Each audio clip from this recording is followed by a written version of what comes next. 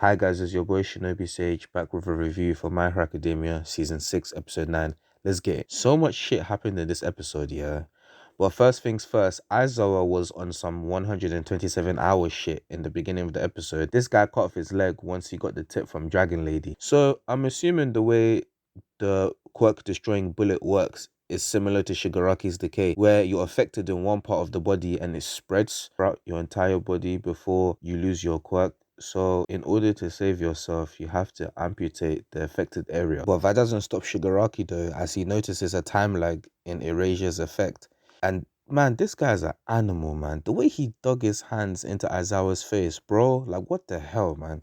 He was so close to ripping out his eyes on some Naruto shit for real. Todoroki then arrives and attacks Shigaraki with Deku punching him and grabbing Aizawa and the others out of the way. But Shigaraki then gets all of his powers back and starts to regenerate. It's over for the heroes now. We then cut back to Team B with the aftermath of Gigantomachia's rampage. It's so bad, yeah, that the news is basically warning citizens to evacuate every city due to how much destruction Machia is causing. At this point, Momo and the others reflect on their failure to stop the villains and start to regret all of their actions. The Doctor then mocks the heroes and talks about how society's destruction is inevitable with Shigaraki's awakening. He then says something interesting regarding the Nomus in this episode and says they are copies of Gigantomachia. So it begs the question, is Gigantomachia even human? Like, what is he? We then cut back to Shigaraki and Shigaraki's body then tears apart. And the reason why is because he was using his body beyond its limit. If you remember in the previous episodes, when Shigaraki woke up, he was at 75%. And considering that he was rendered quirkless throughout the entire fight with the heroes, it's actually extremely impressive how his body, even without regeneration, is so durable. It's very similar when Deku got One for All for the first time and had to train and get used to the power after all those times injuring himself. While his body regenerates, he uses Decay. Deku then jumps up and uses his new quirk, the 7th user Nana Shimura's Float. And man, this scene was so good. Like the way he jumped up, grabbing everyone, the music and the reveal of his new quirk. It kind of reminded me of Captain America, the Captain America moment in Avengers Endgame. Like what a great way to reveal his new quirk. But despite this, Shigaraki looks like he doesn't give two shit, doesn't care. Deku then begins his fight with Shigaraki in the air, using 100% smashes. And man, let me tell you, the way he was beating his ass here, that shit made me laugh. Shigaraki was basically getting pinballed throughout this entire fight with his body slowly regenerating. And the amount of pressure that came from those hits alone, yeah, was ridiculous. Fam, the way this guy's been able to tank all those hits from Deku, whatever Infinity Stones the Doctor used for his body, I need some of that shit as well. We then get a flashback on Deku training with some of his classmates as a way to get better with his own quirks. He then trains with Uraraka on how to maneuver in the air, which would help him to use his float quirk. When you think about it, Zero, Uraraka, and Suyu all represent the powers that Deku has. Zero is Black Whip. Suyu, I would say, is his speed, agility, and jumping, and Uraraka is his float quirk. Obviously, none of them know about One for All, and All Might just basically lies to them. And honestly, at this point, it's been 6 seasons, and they're all going to find out eventually, considering that when Shigaraki woke up, he said the name of One for All, which everyone and their grandma heard. As Bakugo sits down with All Might, they discuss Deku's development, and Bakugo brings up the previous users of One for All and says that the 4th user of One for All's death was written off, which is very mysterious of All Might to do.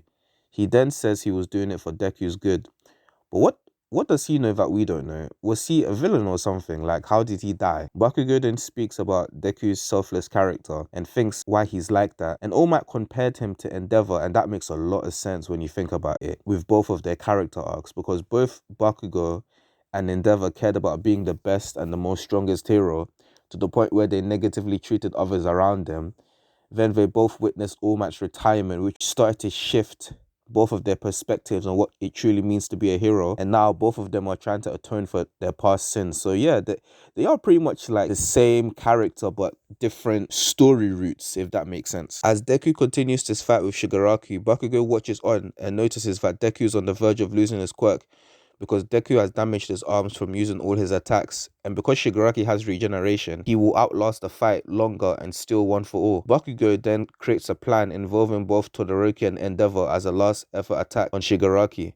The way Bakugo told Todoroki to shut up and come here, that was pretty funny. They then propelled themselves in the air with Todoroki cooling down Endeavor so he could use his strongest attack, his plus ultra flame. And man, this scene is a callback to season 3 because they kind of did a similar thing, if you guys remember. Also, shout out to Endeavor, man, because this guy's been killing it the entire fight, despite getting outshined by other characters and other heroes and even Shigaraki. Man, shout out to him because he's been putting in work. He then grabs onto Shigaraki and uses his plus ultra flame, and shit, the way Shigaraki started to scream was chilling, fam.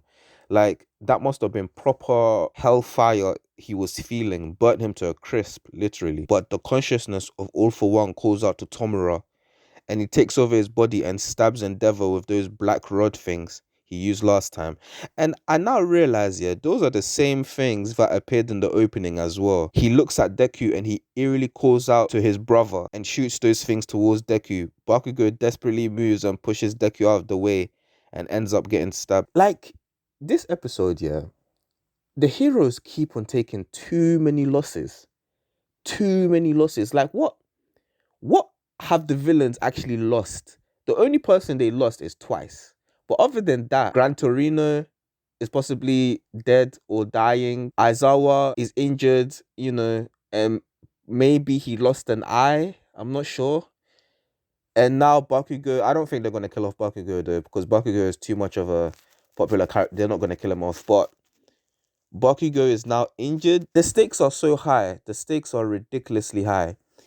And Deku at this point doesn't even care about his arm. He needs to stop Shigaraki. And boy, seeing the next episode, it seems like Deku's gonna pop off. We're going into the spirit world in the next episode with meeting the different users of One For All, because we saw Nana Shimura and All For One there. So maybe they're gonna fight in the spirit world or whatever. I don't know. But this was a good episode again. The animation was kind of lacking in certain areas. It wasn't the best. In some parts, it was good. In other parts, it wasn't really the best. But other than that, you know, maybe they're saving their best animation for future episodes, for the next episode. It's good to see the progression of Bakugo's character. Like, Bakugo is, along with Endeavor, in my opinion, they're like the top 5 best characters in this entire series. If you enjoyed the video, please like, share, and subscribe. And until next week, stay blessed.